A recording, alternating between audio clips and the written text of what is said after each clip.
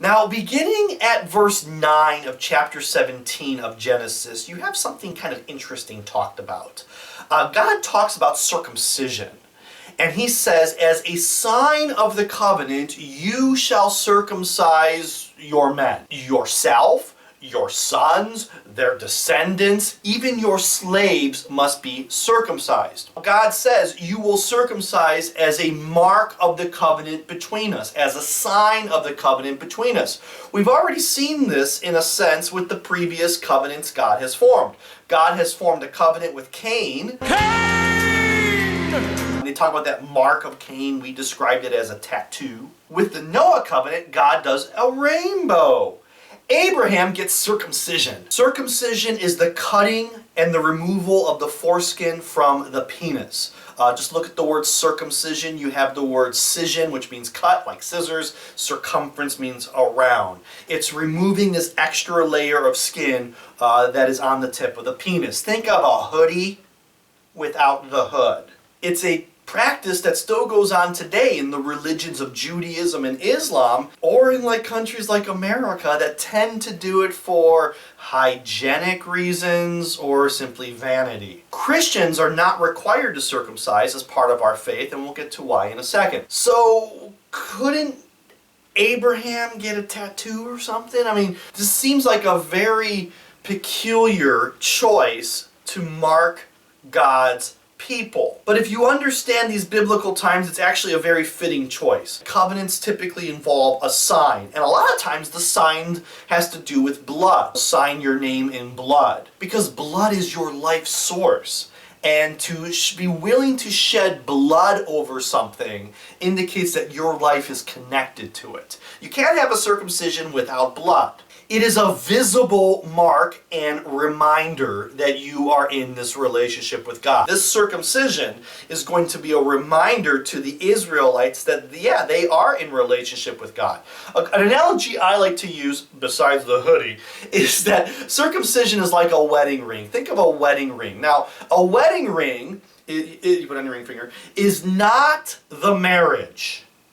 It's not the marriage, but it is a sign of that marriage or symbol of that marriage. It's a reminder of that marriage for the spouses to remember, oh yeah, I'm in relationship, if they tend to forget. And more importantly, to outsiders looking in. Maybe, someone wants to be flirting with you a little bit, and then they take a look at your ring finger and they go, oh wait, this person's married, stay away. And you're probably thinking, well, circumcisions weren't very visible. How would one know? Well, circumcisions were visible.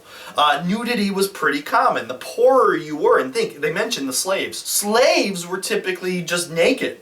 So again, when God says even your slaves are to be circumcised, this was a visible indicator of these people standing apart. I guess another way, one more way of looking at the circumcision role is to think of it as like a school uniform. Just because you have a school uniform doesn't mean you're better than people who don't have a school uniform.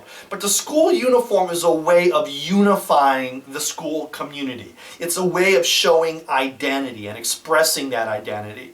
And that's really what the circumcision was for the Israelite people, because it was a way of saying that we're unified. This is what we do.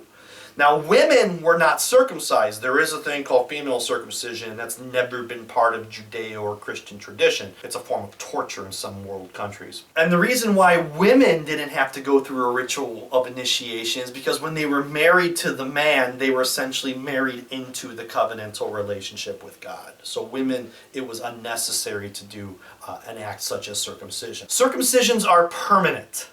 Okay, they don't grow back. Now today, yeah, of course you can have some surgery, but God's covenants are permanent.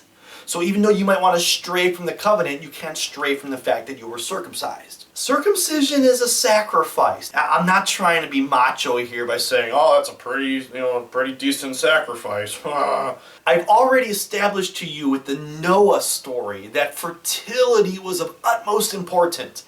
And the way the Israelites viewed sexuality, the penis was the sole instrument for life. And to offer a piece of that to God was a huge sacrifice to a fertile, focused society. You're giving part of your life-making forces back to God. And with that said, circumcision involves humility.